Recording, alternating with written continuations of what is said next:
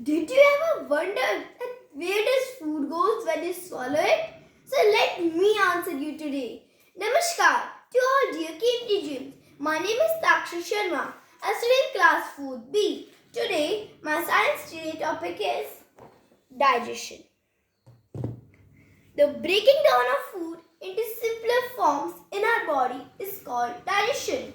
Digestion has occurred different steps in different body organs, and together these organs form our digestive system.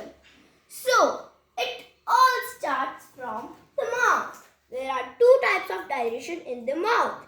First is mechanical digestion. The mechanical digestion is done by the teeth by breaking down the food. Second is chemical digestion.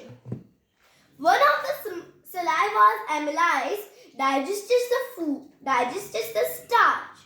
Then it further goes into the stomach. Stomach, a huge bag of muscles. The food remains there for 3 hours.